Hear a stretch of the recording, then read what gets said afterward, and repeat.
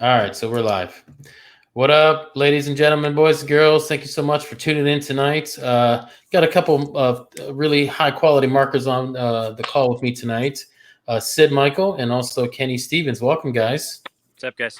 So we're gonna take a second because I'd like to get a few more people on, and unfortunately with StreamYard, which is what we're using right now, I just signed up for today, so I'm testing it out, which is why you still see the logo in the corner there. You can only have 6 people on at a time, which is kind of lame. I like Zoom that we were using last week because you can get up to 100 people, although that would be entirely too many people in my opinion, maybe for a corporate type of setting. But for our intents and purposes, we're going to see if we can get some more people on. And tonight we're going to be talking about creating opportunity amid chaos and failure. So like we were just talking about before we jumped on here and went live, that if you're an entrepreneur long enough, eventually you are going to have to pick yourself up and try again. There's going to be certain things, and it could be on many different scales, right? It could be epic failures where you just go all in and you fucking lose it all like I've done. Or, you could just launch a course or product and it be a complete, I would be willing to say bummer. If you haven't been completely in the embryo position, sucking your thumb, crying under your neck, you've not been an entrepreneur before, or you haven't gone big enough, right? Right. I think you can play it safe and kind of go along and never really take that big shot or go after what you really know that you're capable of, and that's unfortunate. But I encourage you to keep trying. But we want to talk about, because it's so fitting right now, how to find the message in this mess and create an opportunity, and maybe pivot is the new buzzword in entrepreneurship right now, or just find a new opportunity, find something that inspires you. And for those people that had jobs that felt that they were very safe, that they didn't want to go after that thing that they know they should go after, now's the time. Like, it's never been better. Now is the fucking time. Now is the time. So I'm going to jump over to Facebook. You guys can go ahead and talk. We also want to see what is Amy not saying, because you still have that up on the screen.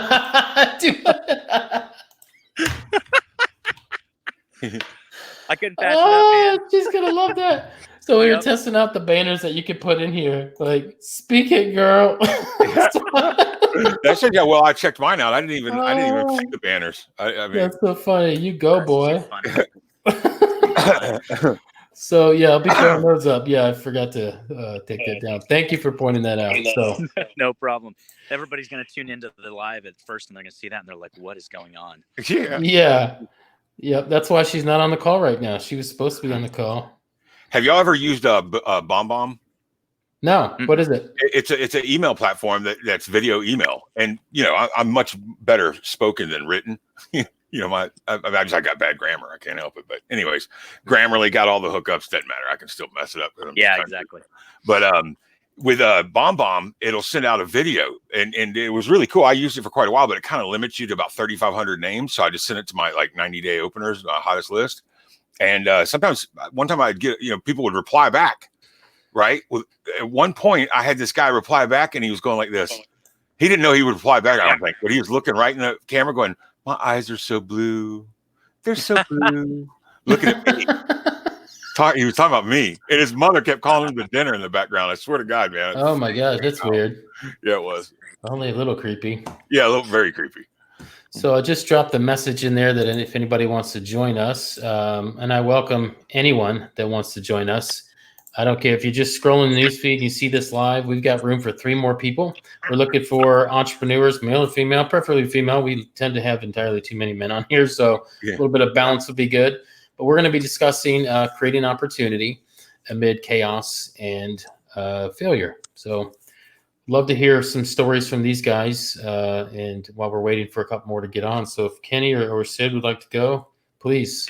Yeah, I'm just going to forward this to my page real quick. Okay. Yeah, and I'll jump in there. I mean, sure.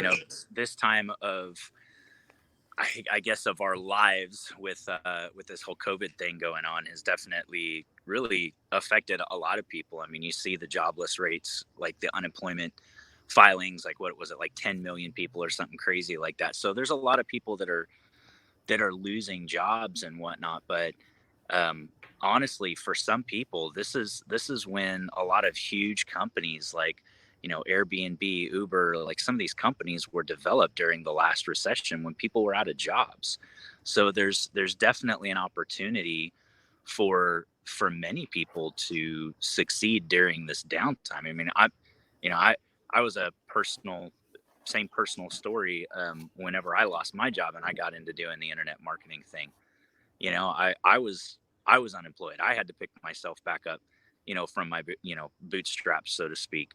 And there's so much opportunity out there. And we live in a time where there's so many free resources out there. You don't got to go to college. You don't got to go through a lot of these programs. I mean, there's so much free junk on YouTube about marketing. It's ridiculous. I mean, I wish I had that, 8 or 9 years ago. Right. Yeah. You had very few people that you could call and actually get advice, which was So what was the thing, Kenny, that when you lost your job and you obviously had thought about, doing something entrepreneurial, or maybe you did in the past, what was the thing that said, you know what, I'm not going to go back in the job market. I'm going to go for it this time. And here's what I'm going to do. How did you find that way forward? Well, it first was that I had a buddy of mine who tried to get me involved in doing Facebook marketing for probably a whole year. And I didn't believe him at first. I'm like, how in the world are you able to make money sharing cats and dogs photos on Facebook? Right.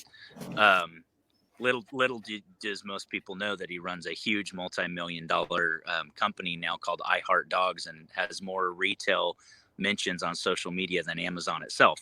So obviously he had something going on that was really good, but he pushed me for like the whole first year. He's like, finally he's like, Kenny, you need to just do this.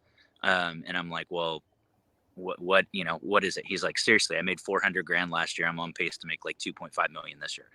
I'm like, wow, okay, well, now you got my attention, So that was really the catalyst for me that finally said, you know what, I'm just going to do it. I'm going to get in there. I hated working for other people, although I did it for, 15 years on a traditional career. But I hated having to answer to somebody else with stupid things like, oh, you were here 1 minute past 9 o'clock. I'm sure you guys have worked with bosses or people like that were super, super anal. And I just wanted that freedom. And so that was the time for me to have that freedom and to try to go for it. Mm-hmm. I've been very, very successful over the last 8 or 9 years. And even in those 8 or 9 years, I've still had to pick myself back up. I've been at the place of, almost wanting to go bankrupt at points, Yeah. So you have those challenges, even when people think that you have it all together and you're successful in them. So now's a great time to start this sort of stuff. Definitely. So we have a Facebook comment. Randy Stupert says, free doesn't mean good. Get a mentor. Yeah. I'm very curious what you mean by that. Are you referring to sometimes you get bad advice when it's free? Don't be afraid to pay for good advice. Randy's in a lot of my stuff. He's a good dude. He's out of British Columbia. That's really cool. Yeah. I love that you can just put the comments on the screen for everybody to see. So that's pretty cool. Yeah. I would say his comment's spot on. There are a lot of people that are out there that are trying to give away free advice that's not good advice, but I've done this over the years. I've had, many people come through a coaching program with me. At one point I did it entirely free, and at other points we had a high level coaching that we were charging $5,000 to $10,000 per person. Mm-hmm. So the information is really the critical part in getting the right type of advice. I think the biggest thing I learned through whenever I got started was the mindset issue. Yeah, that's 100% it. It's really not about mindset. Yep. It's not about the advice that you're getting. I mean, we could sit here. This is free. We're giving out really high quality advice from guys that have been doing it for a really long time. I mean, I haven't had a job in 18 years. Okay. Yeah. So, just because it's free doesn't mean it's not good. But the thing is, people won't take action on it because they don't hear it. They don't hear the advice. Yeah. Right. Now, if you spend $5,000 with Kenny Stevens coaching, you are ready to make some changes in your life, and you are going to take action because you're committed. You have put a lot of money down, and now you're going to be committed. So it's a way different mindset. And my buddy, the way he got me into the right mindset with all this was I started doing it, and like a couple months in, I'm like, hey, how do I do this? He's like, figure it out. Go do it. That's great advice. He said, I'm not going to tell you to do it. I'm going to point you in the right direction, but you got to go do the freaking work. And people don't do that. They're lazy. Love Yeah. it. A lot of That's good stuff. The guy who got me in, I would call him. He might call me back in 3 days. And when he'd call me, he'd tell me whatever he had to say and then hang up before I could even ask him the question I needed to ask him. You know, Funny. but I wanted it so bad I didn't care. And honestly, it probably because of that reason that I wanted it so bad, which made me get invested, you know, to make it through some of the harder times. Because I mean, it's been hard as much as it's been good, you know. And I haven't worked for somebody since 2004 either. So how many years is that? Is it no 16 years? You got me beat, Matt. Hey, Nice. Richie, what's up, brother? Yeah. Yeah, so that's pretty cool. So Sid, you have a story you'd like to share about, you know, obviously you've been in many different things. I know a little bit about your story and the different arenas that you played in. Surely you've met adversity. You've come up against some failure or something that didn't go right or a drastic change in your business. How did you find your way forward into the next thing? Well, and that's the way I feel like right now, like in 08, but when we went into that recession, I did super sales. If you know what super sales are for automotive, I had a hit team of me and 8 salespeople that would go into a dealership and take it over for like 5 days. We'd drop a ton of mail. And I have a good buddy who does that. Yeah, that movie, The Goods, is written, is kind of like selling it out, written about it. But I've been doing that since I started doing that back in '99, right? So, anyways, so it was very lucrative business, but it tracks rodents, man. But anyways, so you know, coming out of that, I think I think I was so floored by, you know, I mean, I went from 200 grand a month to 4,000 a month. You know, I mean, what'd you hit me? What'd you give me with one? No, when you said the sounds dirty. Yeah, it was awful, man. But you know, I reevaluated my entire life after that point. Like, I haven't had a car payment since. I'll never have a car payment again. I'm not going to finance anything like that. I'm very lean. You know, I had a $7,500 mortgage at the time. I'll never, ever, ever do something like that again. There was just no reason to be where I was at that time. And so I learned to run a little bit more minimal than, you know, not so heavy and fat and bloated.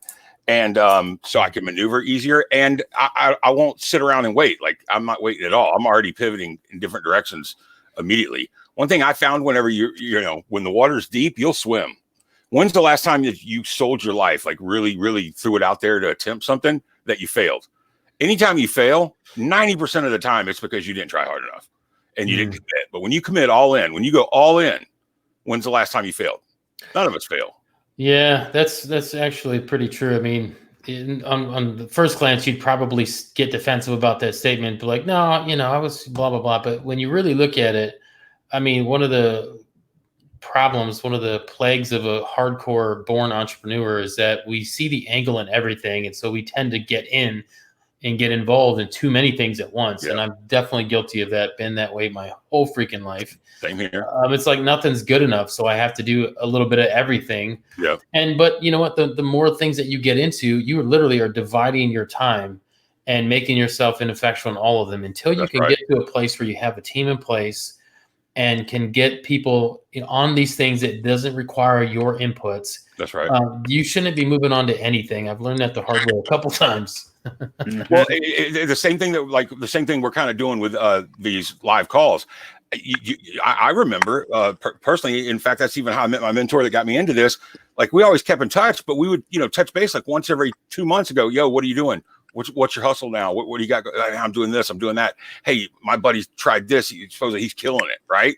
And then either you told him what you were doing, and he went and told everybody how his buddy's doing this, or you went and ran around going, man, you're not gonna believe this. My buddy just had a book written by a ghostwriter, and now he's famous. Yeah, you know? Yeah. Like exactly. It was like we were constantly like, you know, you had that go-to friends, right? You had the girls you talked to, and you had your best friend, and then you had those friends that you hustled with, right? Yeah. And so, I mean, all this is supposed to, like, all this conversation and just kind of laying it out there for everybody is to make it where everybody can hear what the next pivot is and ride off of it. Somebody might relate to me and go, yeah, I'm kind of a redneck like Sid, man. So I think I'm gonna, I kind of, if he can do it, I can do it. Or they might go, I hate that Sid, dude. He thinks he can sell so well, man. He couldn't close an open face sandwich. I like Matt's way of doing it. That's cool. Ultimately, it's black and white to me. I want people to get help and to break down walls. That's my why, personally. I loved it so much when I broke down walls I didn't think I could break down. I love helping somebody break down a wall that they just refuse. It can't happen. It can't happen. And then once it happens, you're like, there you go, son.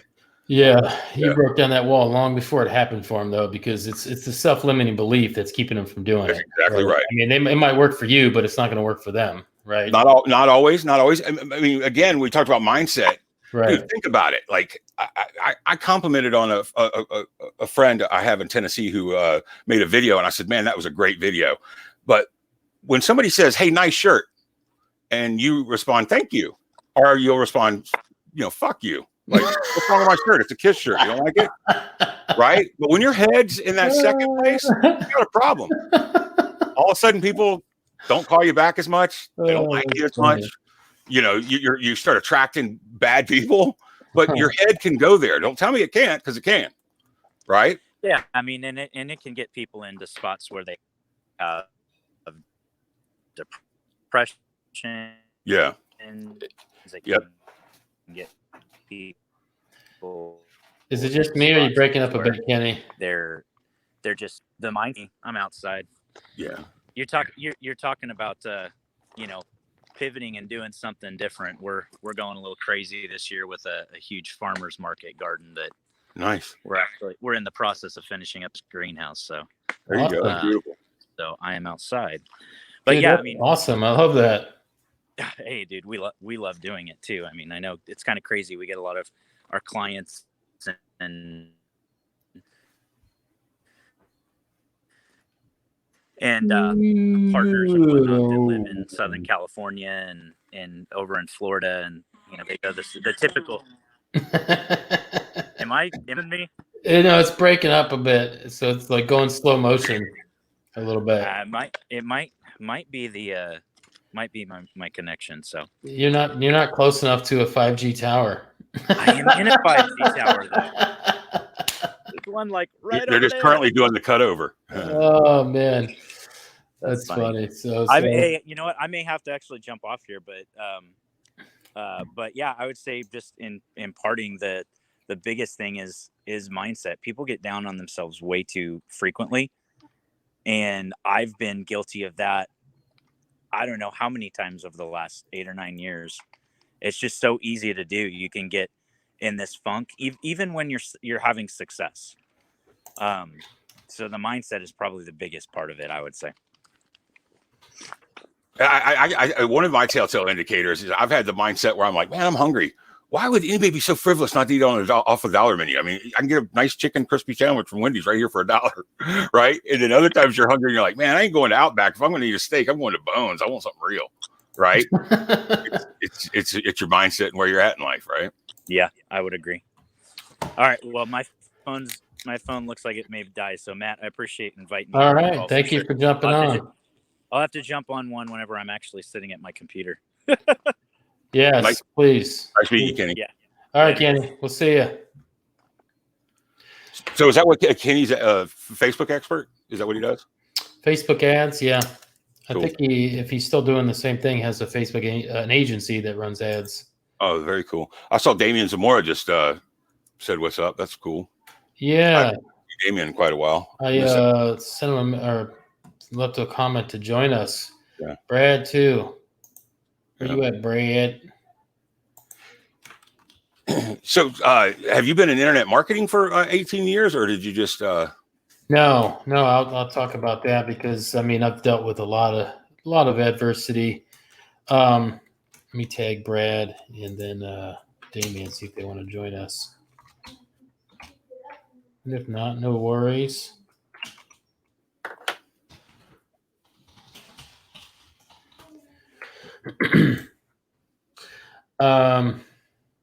Yeah, look, my comment. How cool is that? That's awesome. So yeah, when in 2001 I dropped out of college, I was playing basketball in South Florida, and it's South Florida. You went to that school, right? The Bulls. yeah, I went to Tampa. Yep, Yep. and it's USF, and then went to another small school in Charlotte, or Charlotte. I'm in Charlotte now, in Lakeland. It was called Southeastern Christian. If I must, yes. I'm going to send Brad real quick. I'm going to send him the link to join us. Yeah. Send it to you in Messenger, Brad. So I kind of, didn't know what the hell I was going to do at that time.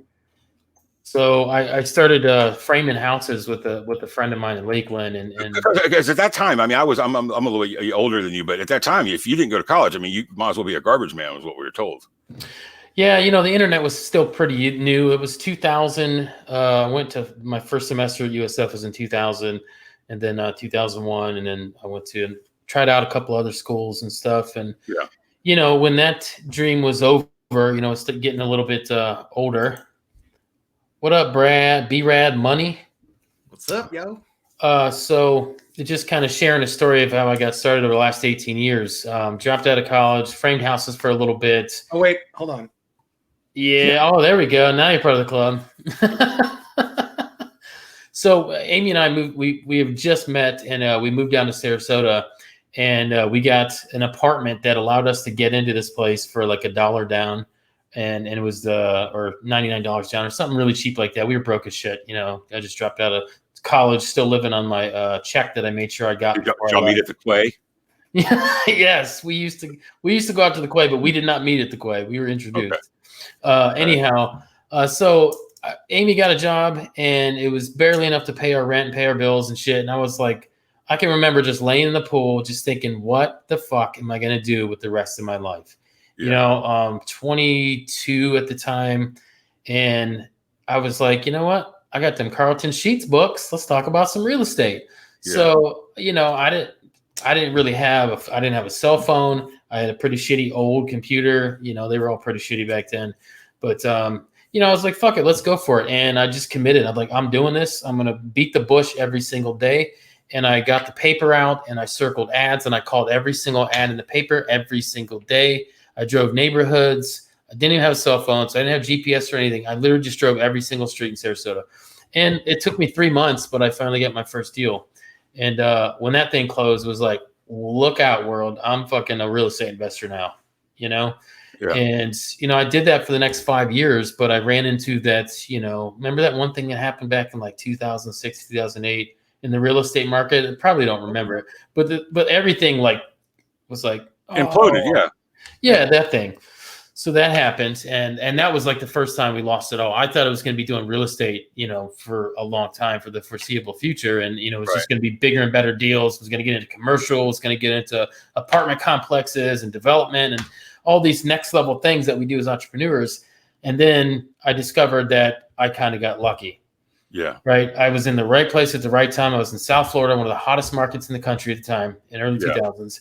Yeah. And my entrepreneurial spirit was just ready to go. And, I was not going to take no for an answer. And, that was the first time we lost it all. And that was like the biggest, hardest thing to really pick myself up from, because I didn't see the writing on the wall. I was too young, too naive to really admit to what was going on or even care to dig enough. I just thought I would always be able to figure it out. And then, we lost 3 houses to foreclosure. Because y'all renting them? Y'all buying them and renting them? No, we was buying. We was actually, my first strategy when I first started out was I would get a house under contract for $10. Not even joking.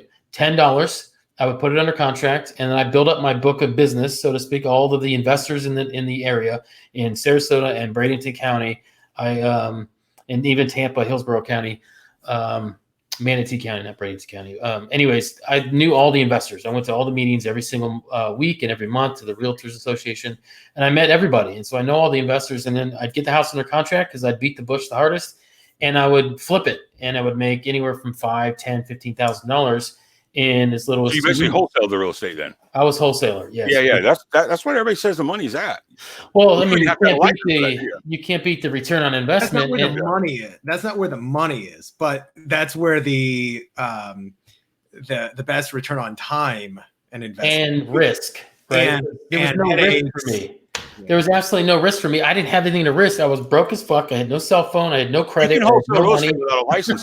You don't even have to have a license to do it, right? No, you do not have to have a license to be a private real estate investor, which thank God somebody found me, and I was taking my licensing, what was it, the 63 hours of pre-license. I was about to be a realtor, and I found an investor who was trying to network, and he said, dude, you do not want to become a realtor. I was like, why? He's like, cause you can do exactly the same thing as a private investor without any of the, oversight, Regulation, continuing education. You do whatever the hell you want. But if you're a realtor, you got to, disclose everything. You've got to be super careful. You can't take advantage of people, or have it seem like you're taking advantage because you're an expert. I was like, whoa, you're under a spotlight. Yeah. And so I was flipping houses and I would only make $5 or $10 grand a pop. And then I was like, oh, you know what? The big money, I see these guys, they're buying the house. The ones I'm flipping it to, they're actually closing on it. They're putting money into it. They're cleaning them up. And then when they're selling them, they're making, 60 to 100 grand. But then I was thinking, well, shit, I'm going to do that. And then I got into that and realized, fuck, it takes 4 months to 5 months to flip this house. It takes $30,000 to $40,000 to rehab the house. Then I have to pay realtor's fees. And I'm making about $30,000 at the end, which is great, but it took me 5 months to do it. When I could have just kept wholesaling houses and no risk, churning them out, and it's multiple houses instead of one house at a time. Yeah. So thing happened to me. Yeah. Unfortunately, I got caught at that time when I was starting to accumulate houses. I had a lease option going on. I had our own personal residence. I have another house I was renting. So I had 3 houses at the time when the market crashed for us in 2007. And we lost all 3 of them to foreclosure simultaneously. And I had my car repossessed, and we literally had no money. We sold everything of value. And when I say everything, I mean my tools that my dad gave me, a family painting that my grandmother gave me, and I sold our son's crib because we justified that he was old enough to just not have to sleep in it anymore. That was fucking hard. You want to talk about overcoming adversity? Think about taking your son's crib and putting it into the back of another man's truck because it's the last fucking thing of value you have to sell. Yeah. That shit was hard. That shit was hard. And it's a lot harder now for me to talk about. It makes me want to cry now. Back then I was like, you know what? Not even this will stop me. And Amy's like, how the hell can you be so upbeat? And I'm like, babe, don't you understand? This is awesome. We're losing everything. I got a story now. And I'm going to tell this story on stages all around the world. There you go. That's the right mindset. That's the right mindset. And I did. I did. We had to switch gears, and I didn't know what the hell I was going to do after that. I just used my real estate investing knowledge and experience, and I kind of pivoted. So I started doing foreclosure inspections for the banks, right? Because I knew about foreclosures, I knew how to find them, and they would give me a list. And then I also started doing loan modifications. I knew how to deal with the lenders because I was doing a lot of short sales. And so I knew the loss mitigation department. And so I started a new business out of nothing. Again, I just contacted people in foreclosure. I said, look, if you don't want to lose your house and you have stable income, I can help you keep it. We'll do a loan mod. I guarantee results. If I don't get you a loan mod, you don't pay me shit. Right. And I meant that. And I was a bulldog on the phone. And so I just hustled up and helped people save their houses in a really difficult time. And then you had, lawyers and shit out there charging $5,000 a pop. And I'm like, I'll do this shit for $500, man. I'm hungry and I can get it done. And so that's how I, kind of changed gears and made it through that really difficult time from 2007, 2009. When did you start getting traction again? I hated that shit because I was just so heartbroken that I couldn't flip houses anymore. We moved up to Charlotte because we thought it was going to be a more stable market. The prices didn't go up like they did in California and Florida. And so we were looking like, where's the really stable market on the East Coast? And so we were like, let's move up to North Carolina. Unfortunately, the lending situation was a nationwide thing. The money was just not flowing. So nobody could buy a house. And so I couldn't flip houses because investors were gun shy about buying. And so I didn't know what I was going to do. I literally wrote a screenplay during that time, a full-length movie, and hated it because I didn't know anything about screenwriting. And but it was like a really great story. I was fantasized about rewriting that someday. And then I was like, you know what? This is just not working. I need something to put all this energy into. And so I got into some type of hybrid MLM company that didn't have actual physical products. It was a digital thing. And so that's how I learned internet marketing. It was like either the stock market, which I paper traded for a while, or internet marketing. And thank God I chose internet marketing because I've been doing it ever since. Yeah. Yep. Yeah, man. I mean, so yeah. here's something kind of funny about internet marketing. So, and this is no bullshit. In 1996, I'm talking about dial-up, like AOL, right? I started. I got out of the car business for a short time, for about 6 months, and I was selling used Sun workstations, like Unix. You know what I'm talking about? Like the CPUs were 2 grand. I mean, it was high dollar Unix? stuff. You mean like a castrated man? No, like Unix, like opposed to PCs, right? Hardware, right? Yeah. And check this out. So they made us make 150 phone sales calls a day. Well, dude, that's for the birds, right? I'm over there calling, blah blah. We worked out of our house. They were out of Hawaii, and while me and my buddy Connors, we were like, you could get girls to sex chat and stuff, on AL and be all crazy and stuff. We were sitting there trying to meet girls. Well, I started noticing there was different like board posting rooms, and I saw one that was like Georgia Tech, right? So I looked, and it was like Georgia Tech computer science degree, stuff like that. So I started just posting there, hey, I got SM41 Sun processors. I need to sell these right away. I got 10 of them, and dude, I started getting people calling me off of it. I was like, what? So I opened up like the number one salesman in the company opened up like 8 accounts that month. I opened up like 28, and they're like, man, you're a cold calling beast. I'm like, I know. I didn't have the heart to tell them I was cheating, man. I was cheating the internet. Essentially, internet criminal and entrepreneur. There's a fine line there, right? Well, I mean, I guess. I guess today we call it marketing. Back then, it was cheating because I wasn't doing the cold calls like I was supposed to. That's funny. Yeah. So, Brad, I'm not sure if you figured out the theme of this. It's about creating opportunities amid chaos and failure. Because if you're an entrepreneur for any extent of time, eventually you're going to run into this. And no matter how smart and good you think you are, if you haven't, you just haven't gone big enough, or you haven't been doing it long enough. And that's the reality. So I think every entrepreneur, every big entrepreneur that Elon Musk, I just lost his name. All of them. Gary Vaynerchuk. Yeah, all of them. I was thinking of you think Gary suffered that much? Virgin Mobile guy. Yeah. Virgin. Oh yeah. Branson. No, Virgin Mobile's golly, now you Virgin? Yeah, come on. Yeah, everybody goes and gets pictures with him in his mastermind. Yeah, Richard Branson. Richard Branson. Thank you. Yes, on the tip of my tongue. Yeah, if you read their autobiographies or you read any books about them, I mean, they took big freaking risk. I mean, Elon Musk almost went bankrupt twice. So I'll tell you when it comes to that with mine, and this you'll appreciate this because it kind of parallels yours in a lot of ways. But I had a job up until I was like 30. I'm 46 now. I was up until I was about 32 or 3, and I got laid off. I got laid off in the end of 2007, and I was in financial services. So I was in stocks, bonds, et cetera, working for Prudential Investments. But prior to that, I always had that entrepreneurial bug, and like in 2002 or something, I had heard about people flipping houses. I got on the interwebs and I typed in how to invest in real estate. A guy named Dave Wisnant came up, like realestateinvesting.net or something. I bought his $400 info product. I started reading it, got like third of the way through. And a woman at my work said, she's talking to somebody on the phone, and I heard her say foreclosure. And I was like, wait, hold on, Sandra, what was that? And she's like, well, it's a friend of my father-in-law said he's got, house is probably going to go into foreclosure. And I was like, I read about that. Let me figure this out. Put a pin in this because this was like 2002. I don't know if you guys remember what happened in 2000, 2001, right? Like, and that was the first big .com bust. I lost, I had about $115,000 or so to my name that I'd been building up over the past few years. And I jumped on margin, and I was like, this is freaking easy money. And I lost all of it within 2 months. All of it. Margin call. Wow.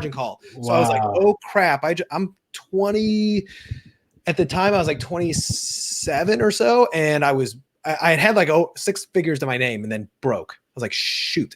Okay. So now a couple years later, just jumping back in. I mean, I could have let it ruin me, but I'm like, screw it. I hear her say foreclosure, and I was like, tell me about this guy. She goes, well, he's got 3 houses. They're all 4 houses. They're all 4 probably going to go to foreclosure. I'm like, that's even better. This is amazing. She goes, he's 88 years old. I'm like, I don't care. Give me his number. I'm a third of the way through the book. And then she goes, he lives in Switzerland. I'm like, I don't care. Give me his number. She goes, and he barely speaks English. I was like, give me his number. Let's do it. So I get on the phone with him and oh my God, this was painful. So I'm talking to him and I get him to tell me where they were. And I went down, I looked at the houses and there was one of them that like I totally didn't want, but the other three I was like, I'll take them. And I pulled out of my butt, like negotiating for all three houses that needed cosmetic repair, a little bit cosmetic plus. And I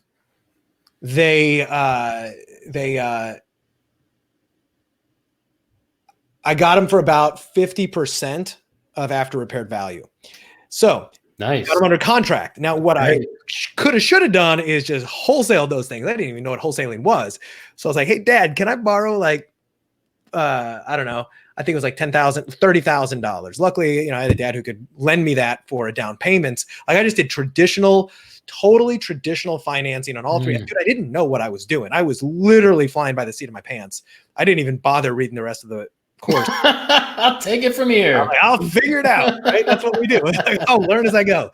So I did 3 conventional loans. They all closed on the exact same day. It was a freaking nightmare. Wow. And now I own these 3 houses. I'm like, I don't know how to rehab houses. I barely know how to swing a hammer. Dad, can you come down? So my dad and I did this 3-week project. We rehabbed 3 houses nonstop together. It was a cool bonding experience. But once more, I'm just figuring it out as I go.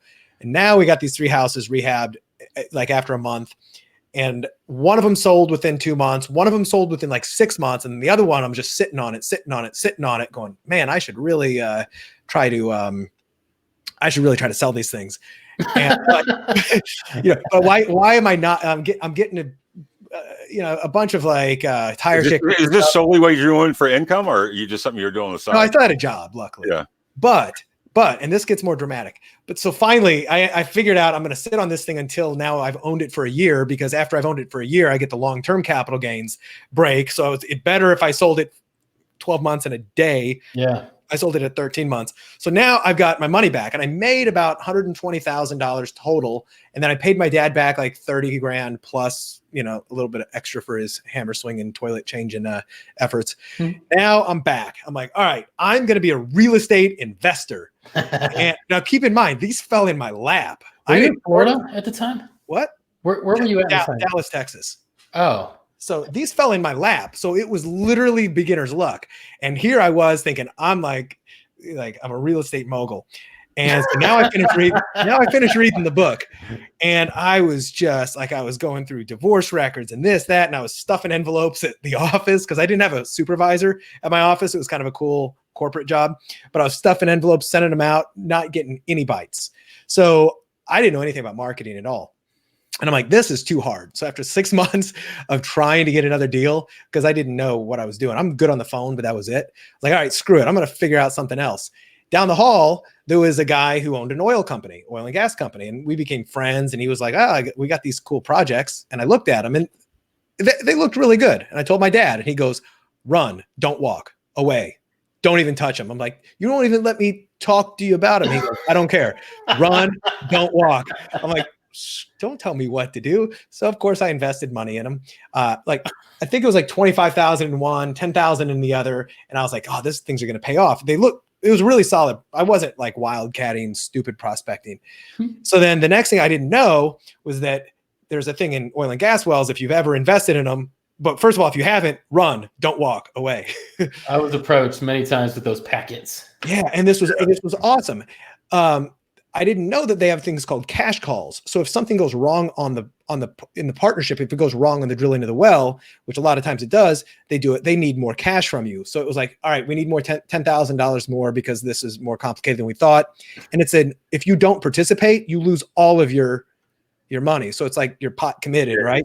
Yeah, so it got up to the point where I had to invest a total of $105,000 from an initial $35,000 investment, and they both went bust. Oh, so I was like, lost all my money on margin in the stocks. Crap. Made it all back in real estate. Awesome. Lost it all back in oil and natural gas. Crap. So now I'm just like, what the hell am I doing wrong here? And I was like, and by the way, when I lost that money, it wasn't like, oh, I lost $100,000. I lost every penny I had and I was back to square one, which sucks.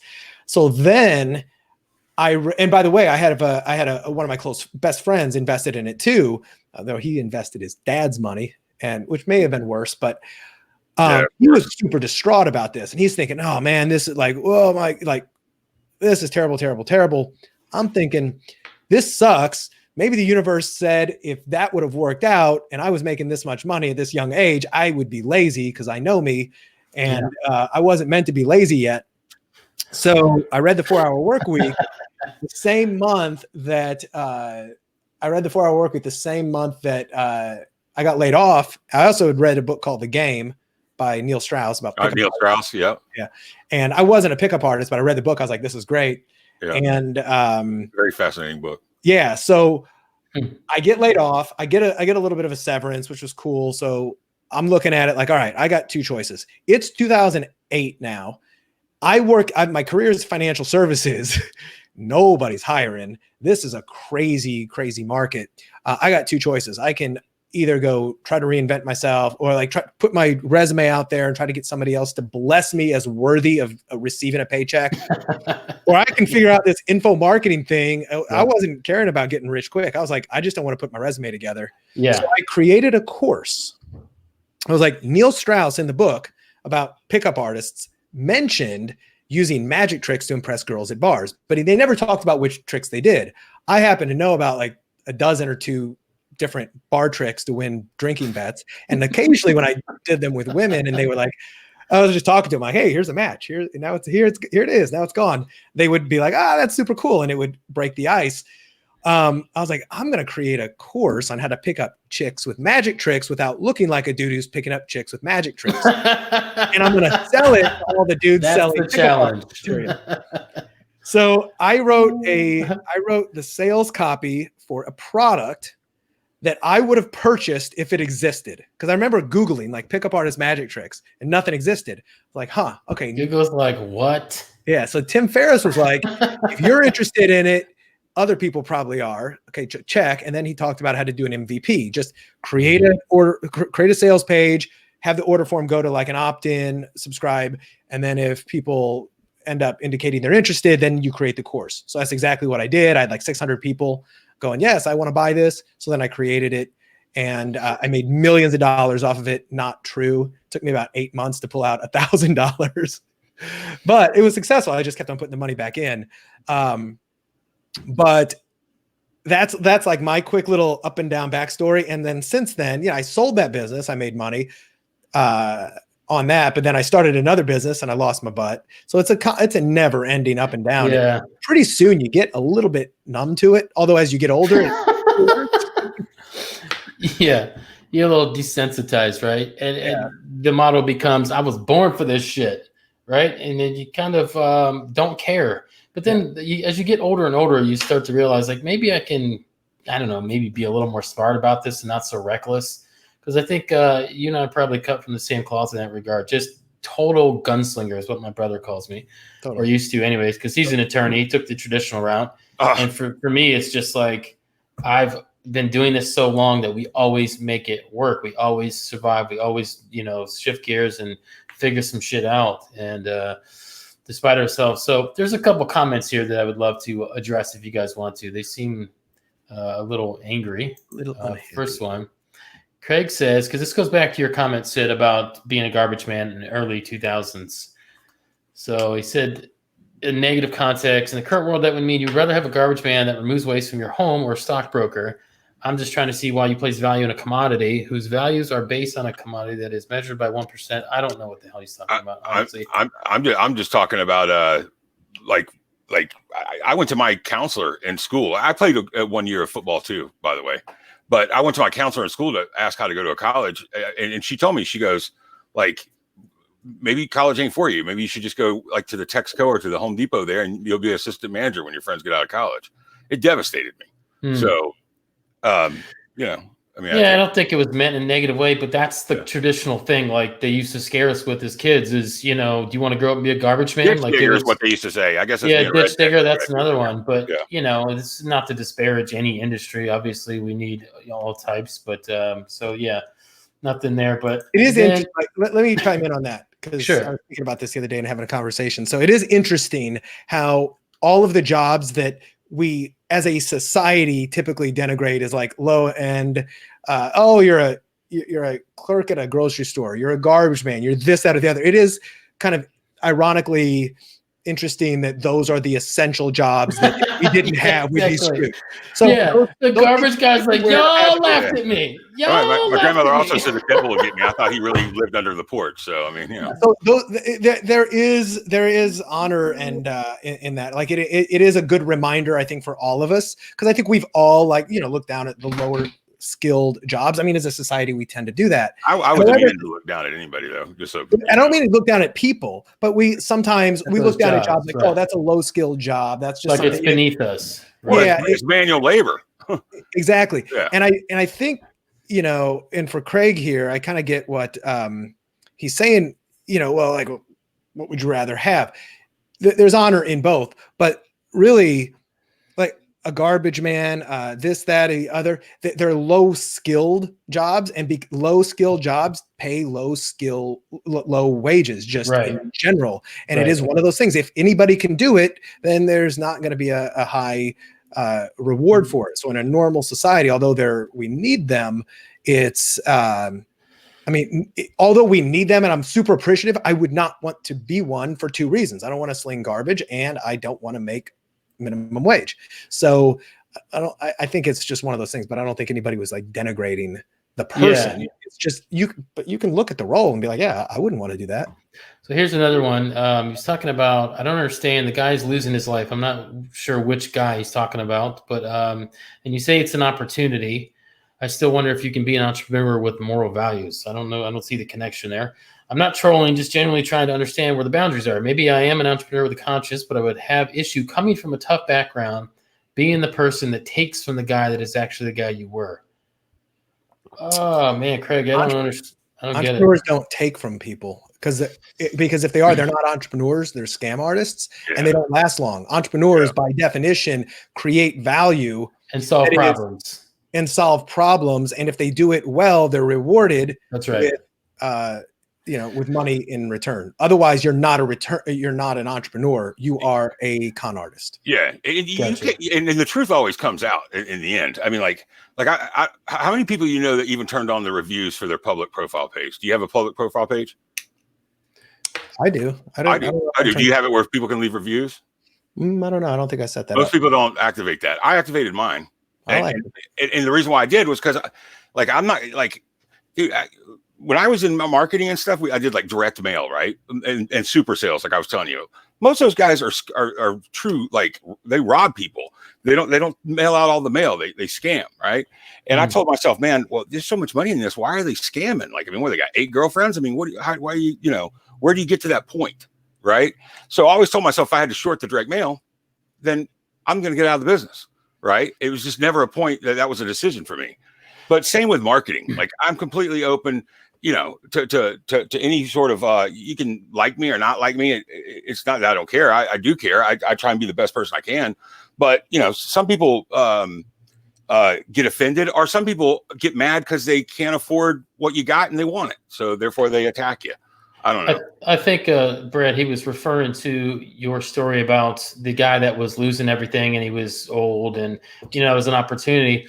It is an opportunity. I have literally worked on 200 short sales at a single time. So I had so many short sales in South Florida. I mean, in those counties down where I was at, it was insane number of short sales and foreclosures.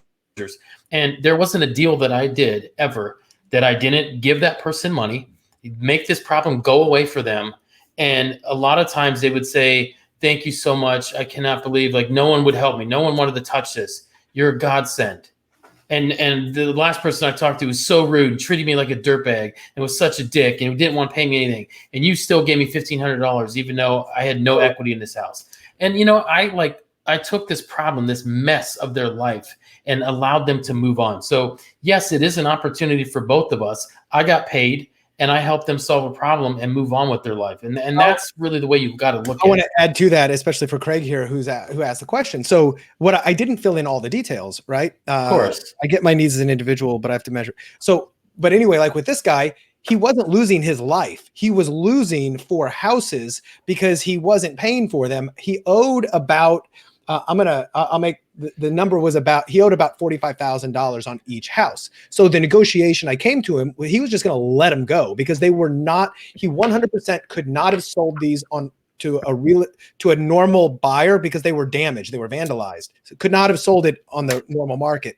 So I came in and I actually negotiated each one. I gave him $5,000 over what he owed on them. So he walked away with, he no longer had a problem. He had $15,000 in his pocket that he wouldn't have had. And I had a big ass deal that I was allowed to put in the sweat equity and make a lot of money. So that was, people would steal all the fixtures out of houses back then. Yeah. So I helped him out of a situation. It was an opportunity for me, but I didn't steal the houses from him. I didn't do that. Right. So, okay. Thanks, Craig. He says, I get it. Perfect. Obviously, David says, "What up, Sid? What's up, Dave? Baller. Good to see you, buddy." Yeah. Yeah, so that's cool. So I have another quick story. It's a little more relevant, a little more newer. So, and not quite the level of failure. It was just about, back in 2015, I went my separate ways with a partner at the time. We were making good money. It's just we had a difference of vision, and he wanted to continue to do it this way, and I was like, I think we should go this way. No, he wanted to stay the course. I'm like, this is not what I want to do. And so it's like, all right, we went our separate ways. It was early March, April, somewhere around this time.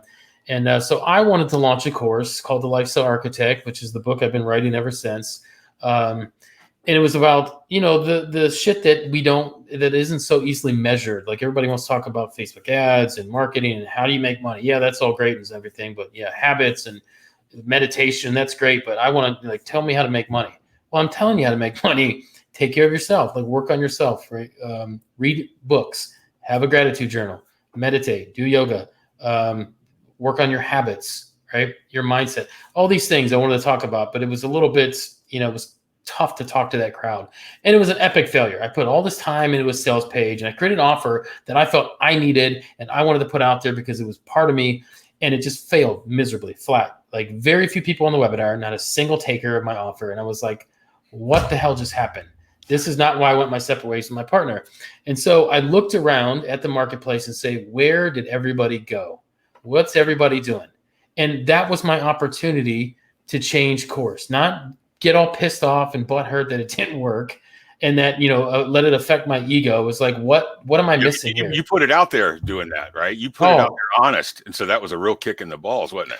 Oh yeah, it definitely was because it was me. It was like, I wasn't teaching what everybody else was teaching. It was a hard sell and it still is a hard sell. Right. I mean, you got to attract the people that are already looking for that, but to try to convince an entrepreneur that they need to spend more time meditating and working on their habits and working on their mindset and higher states of consciousness. They're like, yeah, we're making money. I don't give a fuck about that. I'll get to that later. Right. It's a hard sell. And so what I did was I looked around the market and said, where's everybody at? And I noticed Shopify was becoming really hot. So I was like, holy shit. Okay. Shopify, huh? Let me look into this. I mean, I was already doing Teespring back in the day. I've sold plenty of shirts on Teespring. I was teaching Teespring. I didn't want to do that anymore, but Shopify looked like a whole new ball of wax. Like we got out of Teespring because it was a cash flipping business and not sustainable. And so I found a guy who had a ton of results. Nobody heard of him. I said, yo, let's launch a course. I have done several product launches. I'll launch it. I'll put everything together. All I need is the content from you. We'll use your results. We'll launch it. 6 weeks later, Shopify Store Pro was launched and we did 187,000, right? But that was the critical point was when I failed and I took a moment to sit with that and look around and figure out what is going on in the marketplace. And instead of trying to put something out that I wanted to put out, I put out what people were talking about, where get yourself in the path of progress, right? Mm-hmm. You've heard that. So that's what I did. And that's what your opportunity is right now. If things are not working, like obviously a lot of people are home and a lot of people are laid off. Like now's the time. You have the right to be a victim right now. Okay. Lean into it, be a victim. And that's okay. Because you know what? You're going to realize that your victim story from before was total bullshit. Right? You had a choice then. You don't have a choice now. You have to stay home. Your job is in jeopardy. Your whole livelihood is in jeopardy. And now you actually are a victim. You don't have a fucking choice. Even if you didn't lose your job, it's time to get up to pace and understand how powerful digital is, right? That 100% that. But you know what? I want you to, if you're feeling like a victim, this sucks, whatever, lean into that. Go ahead, feel it and be it. And let this be the last time you be a victim in your life. Okay, because we're all in the same boat here. Every one of us is affected. Even if you're an entrepreneur, you're affected in some way, shape, or form. But when this is over and you have the opportunity of choice again, it's time to get rid of that victim story, because it's time to find a new path forward and go after what you were meant to do. Stop playing small, right? Learn from this, and it's time to grow and pivot. Now's the time. Play small as long as you're playing. Like, play the game. Don't spectate. Like I've heard 100%. Actually, play small, but play. Don't watch. Like, a lot of people never got into social media because like even myself at first, I thought that's like where girls cheat on their boyfriends, right? So I didn't want none of that MySpace crap. And dude, honestly, the only reason why I got on Facebook was so I could show my ex-girlfriend, look what I'm doing now, bitch. You know what I mean? That's the whole reason why I got on. I wanted her to see my Ferrari. That's it. I mean, let's face it. I didn't care about any of my friends. I didn't want to like go catch up with somebody I knew from 8 years ago. That wasn't the reason why I did Facebook. I'm just being honest. I mean, I could tell you something different, but that's the truth. Right. Yeah. But what's funny is that like even the people like in high school and in some of college or whatever that were like honors, right? That wasn't me. I was like remedial at best, right? But that were like honors, right? Yeah. Well, you know, they went on with their lives and didn't you know, maybe they had kids or got married or whatever and didn't focus or even about digital or social media or anything. So now like the world is sped up so fast because content's getting dumped so fast. Now they're remedial. And guess who's the smartest kid in the room? Sid, because he started reading books and studied that stuff, right? So that's, and I'm not the smartest guy in the room. I'm just saying with this kind of stuff. But like a lot of people let that pass them. My brother, God love him, I love him to death. I'm like, Steve, let me help you a little bit on digital, man. Like the scale and the reach of the internet, it will make you lazy after you feel the power of something going viral, right? Like, I mean, it's an awesome feeling, you know? And it's something you got to learn. I don't care what business you're in right now. There's a digital strategy. You could amplify your business 100x straight up. You could take prospecting completely off the table. You could take follow-up completely off the table. You know, there's so much you can do now with the automation. So. Yeah, 100%. I like what you said, Brad, about playing the game. Like whether you're not playing as big or small, whatever, playing the game. And that's so funny that you say that. If I ask my son, if I bring in my 14-year-old in here or 15-year-old now and say, Ben, how do you hit a home run? And he's going to say, you got to be in the game, because that's what the reference that we use, because he's been into baseball. It's like the only way that you're ever hitting a home run in any endeavor that you venture is by being in the game. You've got to give yourself the opportunity. Take that analogy even further. If you ask most people, our first thing is, how do you hit a home run? Well, first, you know, you have to swing the bat a certain way. You got to get a good pitch first. Do it first. You got to be in the game. You have to belong to a team, right? You have to step out on the field. You have to do all these other things first. And so many people spend, you know, their lives. And I've been guilty of this too. I'm still guilty of this in some things that I'm talking about. And I'm not playing the certain games that I should be playing. Yeah, you got to get out there first, and you gotta get hit by a few pitches. Sometimes in the temple, like, well, it didn't kill you, you get back up. But yeah, you know, when you're in the game, you'll hit singles, you'll hit bunts, you'll get on base, you'll get hit by a pitch. And if you get hit, you at least walk a base. You get on a base, right? You're making progress. It's better than not doing it, right? At least you got the balls to sack up and be in the game. So David paid you a compliment here, Sid. He said the key to marketing is give. Share value, share stories, share success. 100% agree with that. To get success, health, and wealth. Sid told me a long time ago to share my real journey for exploiting my brick and mortar, and I kept arguing the point. But the minute I followed that advice, I started gaining momentum. I always assumed people wouldn't care about my journey, but Sid told me, screw that, be real. And it's true, and it worked. 100%, David. 100%. Yeah. David did this tattoo for me. He had a tattoo shop in Destin.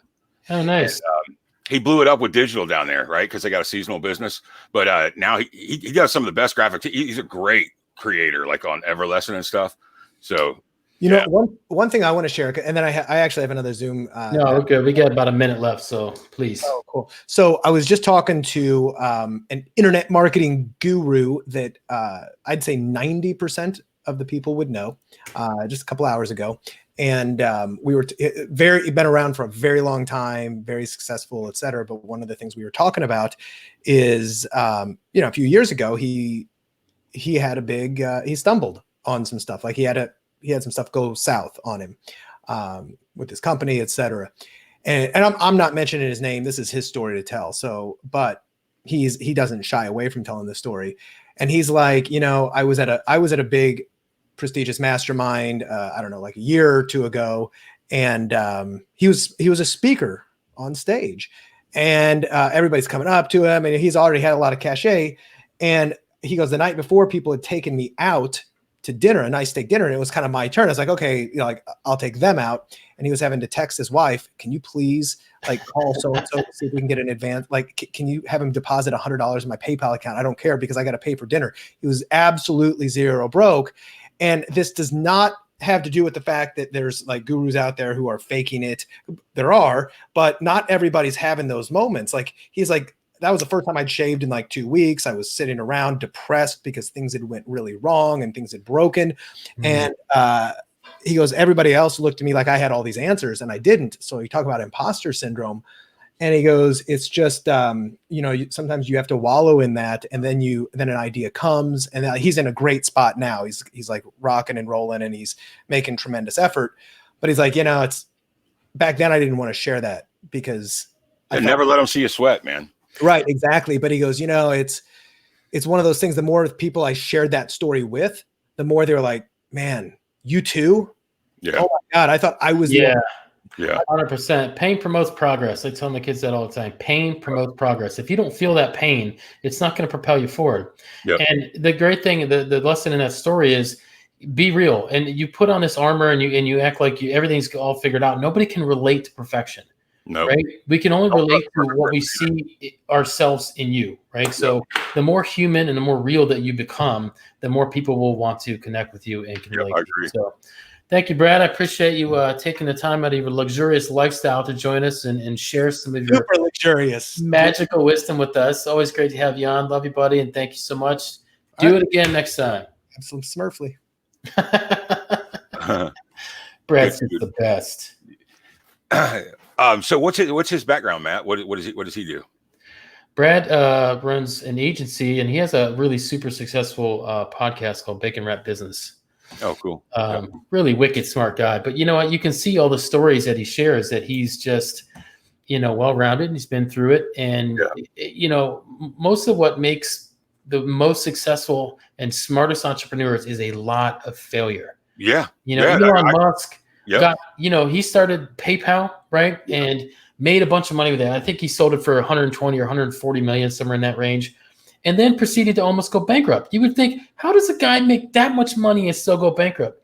Hey, because you know what? You level up your success. And that's how he's gotten to where he is today, from millionaire to billionaire. In the car business, we call that your fuzzy, right? You got a fuzzy. I don't even want to go, play blackjack for 50 a hand. That's a waste of time. I'm used to playing 500. But when you're making no money, then you want to, it's hard for you to go to level down. That's why I say fast success is worse than quick failure. Oh, I know. Got stories to tell, but I got to be honest with you, they'd make Jordan Belfort blush, so I won't tell them. We got tons of stories as long as we've been doing it. So, but you know what? It's been an hour. It's been great. Yep.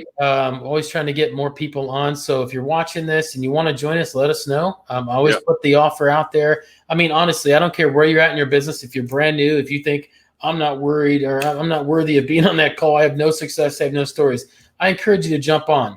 It's going to be a tremendously valuable experience for you. I'm literally opening this up to anybody. Just tune in. We're going to keep doing them probably on Tuesdays. We'll probably do another one this week, maybe Friday. We'll see. That may change when this whole thing is lifted and we get to go out again. So Friday nights I'll probably be out to dinner, but right now while we're stuck at home. Yeah, just send me a message. I'll always stop what I'm doing to jump on with you, man. I appreciate you so much. Yeah, thanks, Sid. Love you, buddy. Thank you so much for imparting your knowledge, and we'll see you next time. Yes, sir. Bye, guys. Bye for now.